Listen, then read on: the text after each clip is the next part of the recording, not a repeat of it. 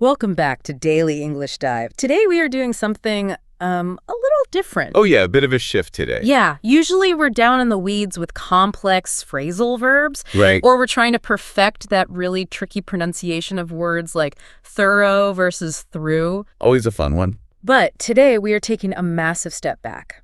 We are going to look at something that affects almost every single person who has ever tried to learn a new language. We're talking about that thumping heart. The sweaty palms. Exactly, and that terrible, paralyzing moment when your brain just completely freezes. It's the universal nightmare of language learning, isn't it? Oh, absolutely. You know the word for sugar. You've Yeah. known it for 3 years. You practiced it in the shower this very morning. Yep. But the moment the waiter looks at you to take your order, it's gone. Just poof. Vanished. Completely blank. It really is the absolute worst feeling. You feel exposed, and honestly, you feel a bit broken in that moment. But what we have in our research stack today is a fascinating 3-part series that breaks this phenomenon down scientifically. Yeah, we aren't just giving a pep talk today. No, we are looking at the hard science of social anxiety. That's right. And the mission for this deep dive is to move through 3 distinct layers from our sources. Okay, lay them out for us. First, we're going to look at the biology. Literally, why does your body react to a grammar mistake the exact same way it reacts to a physical threat? Which sounds crazy, but it happens. It does. Second, we'll look at the psychology, how we think people see us versus how they actually see us. That's a big one. It is. And finally, we're going to grab some very practical tools to hack that fear in the moment, give you some real strategies. I love that. Before we jump into the biology, though, I think we need to clear up a definition. Good idea. The sources made a really strong distinction between shyness and social anxiety. And I think a lot of us use those words interchangeably. We really do. I know I certainly have in the past. Yeah, they get mixed up a lot, but they're very different beasts. Think of it this way. Shyness is a personality trait. Okay. It's a preference. A shy person might just prefer to listen rather than talk. And they're perfectly happy, calm, and content doing exactly that. They aren't suffering. Okay, so shyness is just being quiet and liking it. It's almost like preferring cats over dogs. It's just who you are. Exactly. Social anxiety, on the other hand, is a fear response. Right. It is the active, painful fear of being judged, criticized, or rejected. That sounds exhausting. It is. You can be a very extroverted, friendly person who absolutely loves people. Right. But you can still suffer from debilitating social anxiety when you have to speak a second language. You know, that is actually a huge relief to hear. Right. It really means if you freeze up, you aren't necessarily antisocial or weird.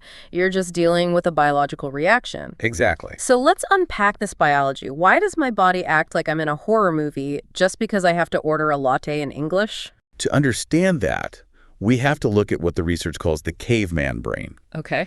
Deep inside your brain, there is a small almond-shaped structure called the amygdala. The amygdala.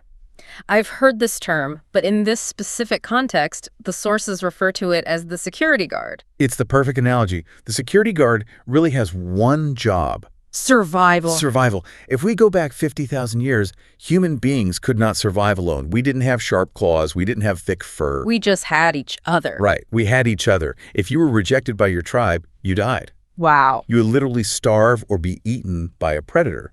So your brain evolved to treat social rejection or judgment as a literal life or death threat. So fast forward to today, when I walk into a coffee shop and I'm worried about my accent sounding bad, my internal security guard sees the barista and just screams, "Danger! They might not like us." Exactly. And if they don't like us, we get kicked out of the tribe and we die. Precisely. It is a massive false alarm. Your amygdala cannot tell the difference between a saber-toothed tiger and a verb conjugation mistake. That is so wild. It triggers the fight or flight response. Your heart beats faster to pump blood to your legs so you can run. Your palms get sweaty so you can grip a weapon. Which is incredibly unhelpful when I don't need to run or fight. I just need to ask for a napkin. Right. It feels like such a massive overreaction. It is an overreaction, but it's an ancient one. And this physical reaction leads to what is known as the amygdala hijack. The hijack. Yeah, this is the actual scientific explanation for the brain freeze you experience. Okay, let's dig into the hijack. What is actually being hijacked here? Your prefrontal cortex. Okay. If the amygdala is the security guard, the prefrontal cortex is the CEO. The boss. Right. The CEO handles logic, planning, complex thought, and crucially, language. So the CEO holds the vocabulary list and all the grammar rules. You got it. But when the security guard senses danger, it overrides the entire system. It shuts it down. It basically says, we don't need logic right now. We need to survive. So it shuts down power to the prefrontal cortex. It literally knocks the CEO unconscious. That explains so much. That is exactly why I forget words I know perfectly well. Yeah. It's not that I'm stupid. It's that my CEO is knocked out on the floor and the panicking security guard is running the show. That's exactly what's happening. The neural pathways to your vocabulary are physically blocked by the stress response. Wow. You physically cannot access that information until the threat level goes down. So if we can't just tell the security guard to shut up, because I feel like that usually makes it worse. Oh, it definitely makes it worse. Right. So how do we wake up the CEO? How do we get the logic back online? The research suggests a technique from a study at UCLA called affect labeling. Affect labeling? It sounds super technical, but it's surprisingly simple. Oh. You just have to name the feeling. Just name it, like saying, I am scared. Yes, but you want to be specific. Say to yourself, I am having the feeling of anxiety. Or even better, my amygdala is overreacting right now. Yeah. Why does that work, though? It feels like acknowledging the fear would make it more real. It actually does the complete opposite. Yeah. When you put a label on the emotion, you are forcing your brain to use language and logic to categorize the feeling. Oh, I see. Yeah, that activity forces the prefrontal cortex to wake up. It brings the CEO back online to regulate the security guard. That is fascinating. So by analyzing the fear, you step out of the fear. Exactly. I love that phrase, my amygdala is overreacting. It makes it sound like a noisy neighbor you can just ignore. Like, oh, there goes the security guard yelling again. It separates you from the chemical reaction. It gives you control. That makes a lot of sense. And speaking of calming things down, there was one physical hack mentioned in the sources that I thought was just beautiful. The social safety signal. The smile. The smile. Yeah. It sounds like a total cliche from a cheap self-help book, but biologically, a smile is a universal primate signal of peace. Right. When you smile, you aren't just masking your fear. You are signaling to the other person's amygdala that you are safe. And that's really important because if I look terrified, the other person might get tense too, right? Exactly. Yeah. We naturally mirror each other. If you look panicked, their security guard wakes up. They start wondering what's wrong. Right. They might think, why are they acting weird? Is there a hidden threat I should be worried about? Yeah. But if you smile, they relax.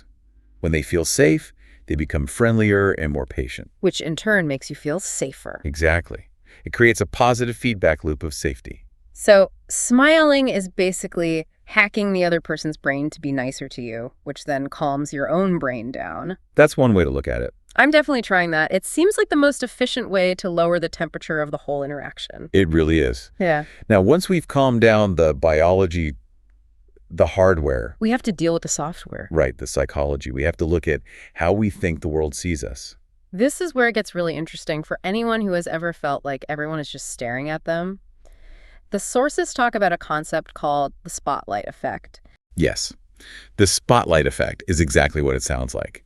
It's the feeling that you are the lead actor on a stage and a giant, bright spotlight is following your every single move. Yes. You think everyone notices your messy hair, your wrong verb tense, or your awkward pause.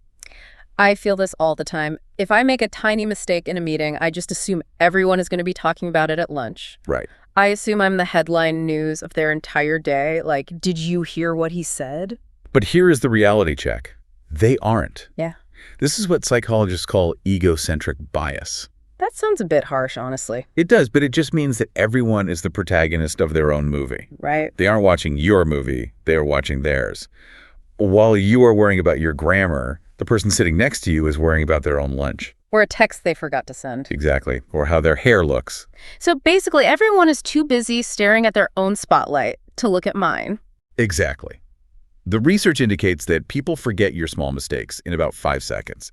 To them, your errors are just background noise. That is strangely comforting. Being ignored is actually a really good thing here. Very freeing. But there's another layer to this, right? Because even if they aren't staring, I feel like my nervousness is just so obvious. Like, I feel like I have a neon sign on my forehead flashing. I am terrified. That is called the illusion of transparency. We feel like our internal state, our racing heart, our churning stomach is visible through a glass window or transparent skin. but it's not. It is a complete illusion. So what's the reality? Can they see it at all? The reality is that observers consistently rate a speaker's nervousness much lower than the speaker rates themselves. Interesting. You might feel like you're at a level 9 of panic, like internal screaming. Right. But to the outside world, you look like a level 2. Maybe a bit quiet, maybe a bit thoughtful, but certainly not falling apart. It's almost like an invisibility cloak for fear. I like that. Knowing that people can't see the storm inside you is actually really empowering. It means I can fake it until I make it a lot easier than I originally thought. It is. And once you realize you aren't being judged as harshly as you think, you can start looking at practical tools to actually engage with people. Let's get into those mechanics. The sources had this great concept for managing your mental energy called the attention budget. Yes. Imagine you have $100 of focus. Right. Speaking a second language costs money. You need to buy vocabulary, grammar, and listening comprehension. But if you spend $90 of that budget worrying about yourself, Asking things like, how is my grammar? Do I look weird? Is that the right word? exactly, you only have $10 left to actually listen to the person you're talking to. And that's exactly why listening is so incredibly hard when you're nervous. You are bankrupting your attention on self-judgment. Yes. So how do we shift the budget back? There's this one trick that I honestly thought was a bit weird at first, but I tried it and it really works. The eye color trick. It is a very effective hack. The goal is to force your attention outward. You make it your personal mission to identify the exact color of your conversation partner's eyes. Okay. Are they slate gray, hazel, dark brown? But doesn't that make you stare at them really intensely, like a bit too much? Well, you don't have to stare like a creep, Right. but to identify the color, you have to look at them. And more importantly, you have to stop looking at yourself. Ah, I see. It completely breaks that internal loop. Exactly. It forces you into active listening. Yeah. You literally cannot obsess over your internal grammar monologue while you are studying someone's iris patterns. That makes total sense. It shifts your budget from internal to external. It turns conversation into a little mission. Now, what about those awkward silences? You know, the fear of the void. Oh, yes. Especially in a classroom or an office setting, I always feel this immense pressure to say something brilliant just to fill the silence. The best way to handle that is to use social anchors. Instead of trying to come up with a deep personal question out of nowhere, look for a shared experience in the immediate environment. So don't ask, what are your deepest hopes and dreams? To the random guy at the photocopier. Definitely not. That is way too much pressure for everyone involved. Right. Anchor the conversation on something you can both plainly see. Okay. If you're in a really cold classroom, that's your anchor. Okay. If you're struggling with the same difficult homework assignment, that is your anchor. And the sources gave us a really specific grammatical tool to make this work smoothly. Question tags. Yes. These are little phrases like, isn't it? Or, right, or, don't you think? For example, it's freezing in here today, isn't it? It's such a small thing, but it acts like an invitation. It basically tells the other person, I'm friendly and I want you to agree with me. Precisely. It makes it very easy for them to just say yes, and boom, you're in a conversation. Yeah. You've broken the ice without taking a big social risk. Yeah. You aren't demanding a complex answer. You're just sharing a quick moment. Now, speaking of work environments, there was one strategy that felt completely counterintuitive to me. Which one? Well, I usually think that if I ask for help, I look weak or stupid, especially when I'm using a second language. I feel like I should just know everything. Right. But the sources talk about the Benjamin Franklin effect. This is a fascinating bit of psychology. Benjamin Franklin actually discovered this himself. He found that if you ask someone for a small favor, like borrowing a book, they actually end up liking you more. That makes absolutely no sense. If I bother you, shouldn't you be annoyed with me? You would think so. Yeah. But it relies on cognitive dissonance. Okay. When someone does a favor for you, their brain has to justify why they did it. Their brain thinks, why am I helping this person? I wouldn't help someone I dislike. Therefore, I must like them. It literally tricks their brain into liking you. In a way, yes, it builds immediate rapport. So asking a colleague, hey, can I borrow a pen? Yeah. Or can you remind me when the deadline is actually a great way to make friends. So it signals trust. Yes. Yeah. It makes the other person feel useful and competent. People really love feeling helpful. That's true. It makes them feel good about themselves, which makes them feel good about you. So don't be afraid to be the one who asks for help. It's a connection builder, not a weakness. That is a total game changer. Okay, we've covered biology, we've covered the office.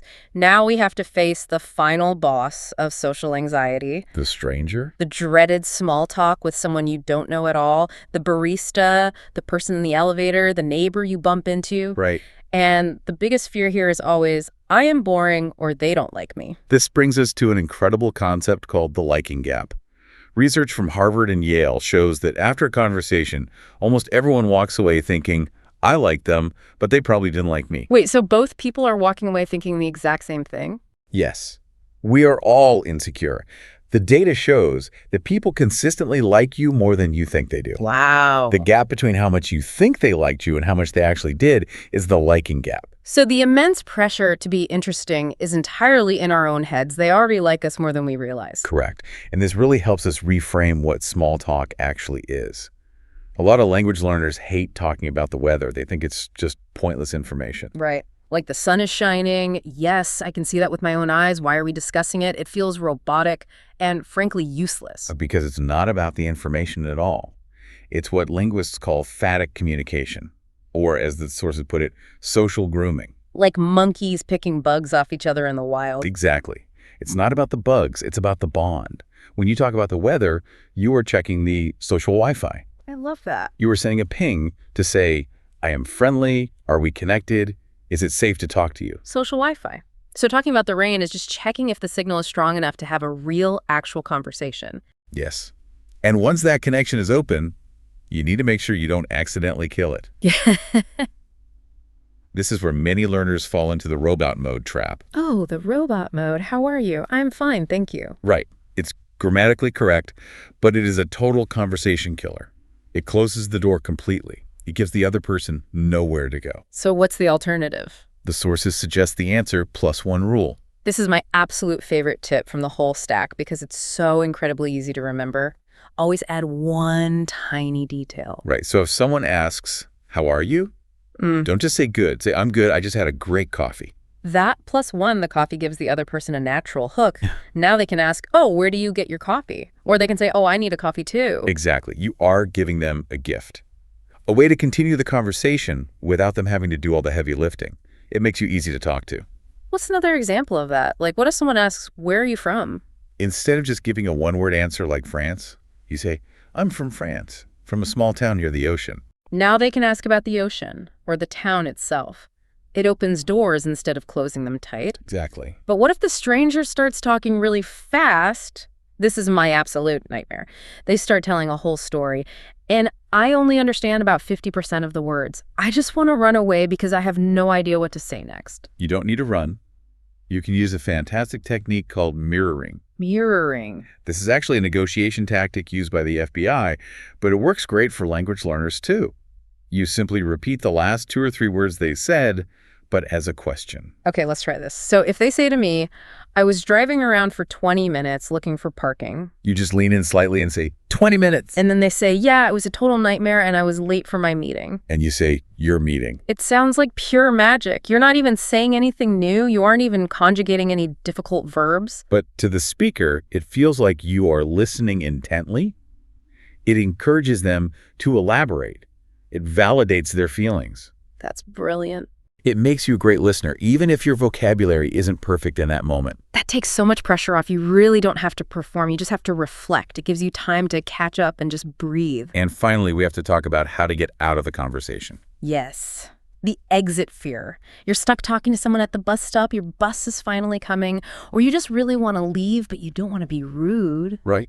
I think sometimes we just keep talking and panicking because we don't know how to hit the brakes. The sources outline a graceful exit formula.